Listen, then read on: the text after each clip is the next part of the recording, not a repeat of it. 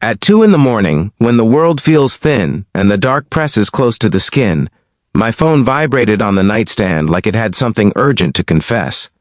I was half asleep, heart already racing before my eyes opened, because nothing good ever calls at that hour.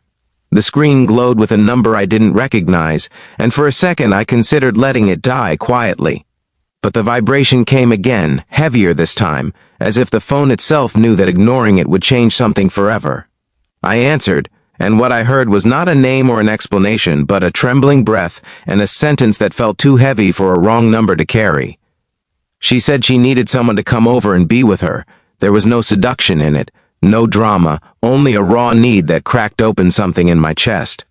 Before I could even process it, the call ended, leaving me sitting in my small apartment in Columbus, Ohio, staring at the ceiling fan as it spun through the silence. I told myself it was a mistake, a drunk call, a prank. Yet the echo of that voice stayed, refusing to let me roll over and forget. If you believe that kindness still matters and that second chances can appear in the most unexpected moments, this is where I ask you to pause for a second.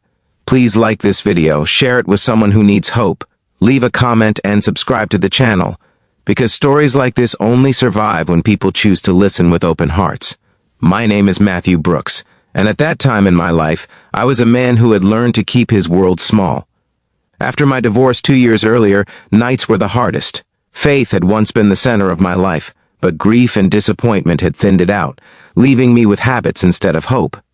I worked days at a logistics warehouse, came home, ate alone, and slept early to avoid thinking too much. That call cracked through the routine like lightning. I stood up, paced the room, and tried to pray, but the words wouldn't come. All I had was a feeling that someone somewhere was on the edge, and I had been accidentally invited to stand nearby. I called the number back. It rang until voicemail, a generic message with no name. That should have been the end of it. Instead, I pulled on a hoodie, grabbed my keys, and drove. I don't know what I expected to find because I didn't even know where to go. 15 minutes later, the phone rang again, and this time the address came through in a rush, somewhere on the east side, near an old line of houses that leaned toward the river. I told myself I was being foolish, but my hands were steady on the wheel, as if some deeper part of me had already decided. The house was modest, lights on in only one room, the porch sagging slightly under years of weather. When I knocked, the door opened slowly, revealing a woman named Rachel Thompson, her eyes red from crying, her hair pulled back as if she hadn't cared how it looked. She stared at me like she was afraid I might vanish if she blinked. There was no explanation at first, just a quiet understanding that I was there, and that was enough to keep the night from swallowing her whole. Inside, the house smelled like cold coffee and lavender. The living room held signs of a life paused mid-collapse, unopened mail, a Bible on the table with a ribbon marking a page, a framed photo of a man and a little girl smiling in the sun. Rachel sat on the couch and folded her hands tightly, as if holding herself together by force. I learned, in pieces, that her husband, Caleb, had died suddenly 6 months earlier, that grief had been a wave she kept trying to outrun, and that tonight it finally caught her. The call had been meant for her sister, but somehow my number appeared instead, a digital misdirection that felt almost deliberate. We didn't talk much at first.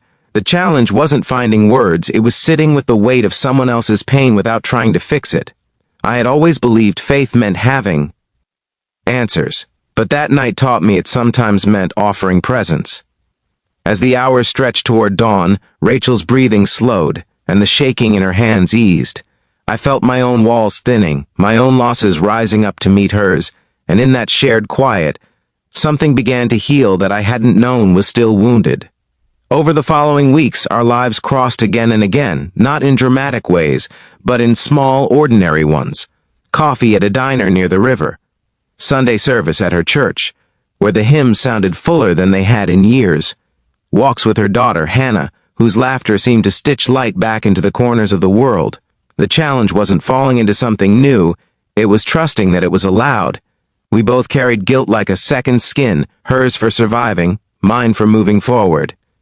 Some nights I lay awake wondering if kindness was enough to build a future, or if it was only a bridge meant to be crossed and left behind.